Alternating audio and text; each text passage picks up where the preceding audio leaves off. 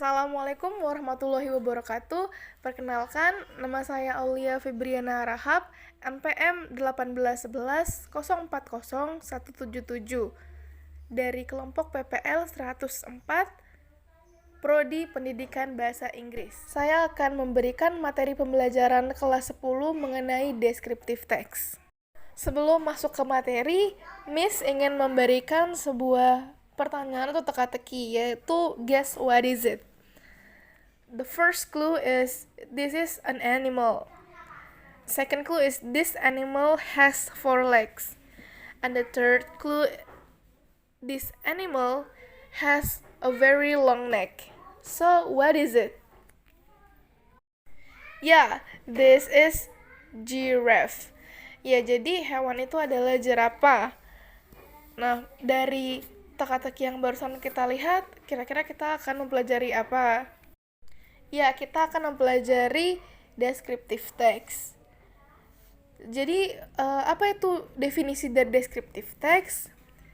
Definition of descriptive text. Descriptive text is a kind of text which describes particular things, animal, person, or others. For instance, our pets or person that is know well.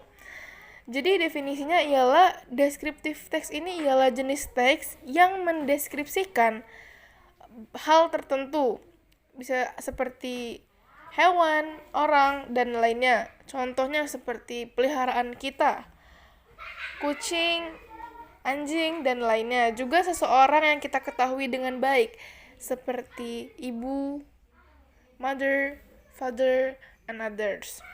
The next is about social function of descriptive text. The specific function of descriptive text is to give description about an object. It can be human or non-human.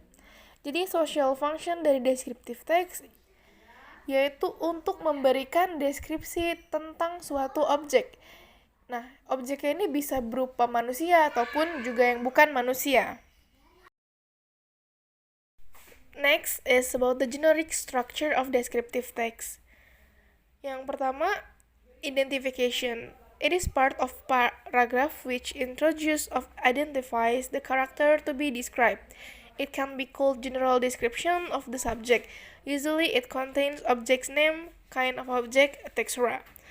Jadi identifikasi adalah bagian yang memperkenalkan atau mengidentifikasikan karakter yang akan dideskripsikan. And the next is about description. It is part of the paragraph which describe part and characteristic of the person or something that will be described in detail, so the reader can get clear description of the subject. The next is about the language features of descriptive text. According to Wardiman, the language features of descriptive text are as follow. The first, focus on one specific object, atau fokus pada satu objek yang spesifik. And the second, the use of simple present tense. Dan yang kedua ialah menggunakan simple present tense. And the third, the use of adjective, atau penggunaan kata sifat. Next is example of descriptive text. First is about Lake Toba. Lake Toba is one of the most famous tourist attraction in Indonesia. Lake Toba is located in North Sumatra. This lake is also the largest lake in Indonesia because this lake has a length of 100 km or 62 miles with a width of 30 km or 9 miles, and the depth of this lake is 505 meters. Around the Lake Toba has a very amazing view because around it are a lot of shady trees, so that make us free, calm, and comfortable while on vacation in this place. And the next example is about National Monument. The National Monument, or usually called as Monas, is located in central Jakarta, Indonesia. This obelisk was built in 1961 with the purpose to commemorate the struggle and fight of the people in Indonesia to achieve their independence. It was open to the public in 1975. The National Monument is a rectangular tower with the height of 132 meters. The typical part of the building that a special character of it is the flame-shaped cover with a gold foil located on the top of the tower. There is a museum at the best part of the tower with the size of 80 meters.